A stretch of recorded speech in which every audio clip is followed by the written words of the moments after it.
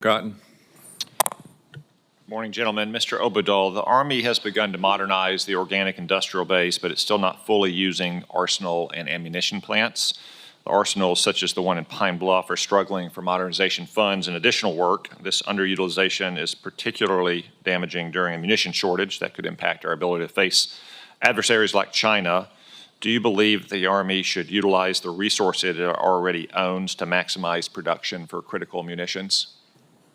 Senator, thank you for the question and the attention to this, because I believe that our almost 24 plants, arsenals, depots are our strategic depth to be able to sustain combat and large-scale combat operations.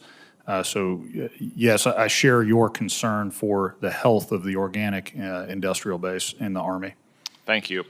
Part of former Secretary Wormuth's solution to the recruiting crisis that she helped create was to cut 3,000 billets from Army Special Operations Forces, a decision that both the SOCOM and the PACOM commanders advised against. Last year's National Defense Authorization Act prohibits these Special Operations Forces cuts until the Army Secretary completes an additional assessment. Would you agree to taking a closer look at reversing these cuts? Yes, Senator, I would commit to continuing that evaluation as the Army is doing that right now, I believe. Okay. The caisson platoon at Arlington National Cemetery was out of operation for much of the Biden administration, which was astonishing to me since it's just horses pulling wagons, something human beings have been doing since the dawn of time. Secretary Driscoll and General George have done a good job of getting the caisson platoon back to limited operations.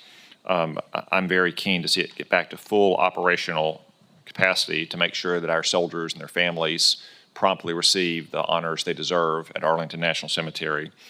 Can you commit to working with the Secretary, General George, and this committee to get the caisson platoon back up to full operational capacity as soon as possible?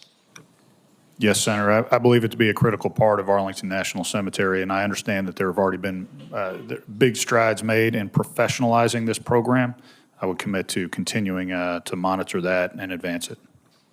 Thank you. Mr. O'Keefe, welcome to you as well. Civil service reform is a clear priority for the administration. I think it's one that's long overdue. While the Department of Defense has many dedicated civil servants, it also has a lot of outdated bureaucratic processes and inflexible performance management systems that have too often not rewarded excellence and promoted mediocrity.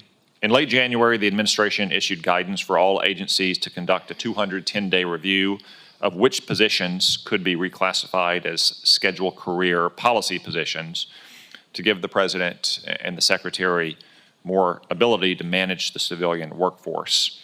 What are your thoughts about this review and the possible implementation and what it could help bring to the department?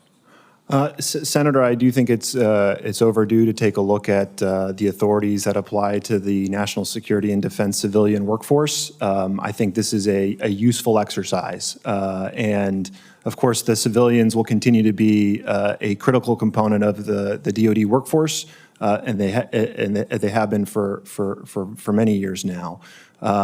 If confirmed, I look forward to participating in that review. I don't know the details of that exact effort, but I do think civil service reform for national security workers is critically important. The department has a variety of authorities that the Congress has already provided that, in my judgment, are being underutilized. I mentioned cyber accepted service earlier. There are many others. Direct hire authority has been provided many times over the last decade, and yet it still takes almost 3 months to hire somebody. So I think some of these delays and challenges are somewhat self-imposed. If confirmed, I look forward to figuring out where the department is making things harder for itself than it should be. The Congress enacts these authorities for a reason, that they be used effectively.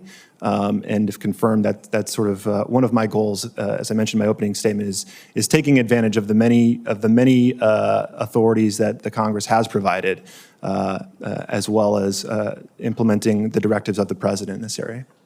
Thank you both.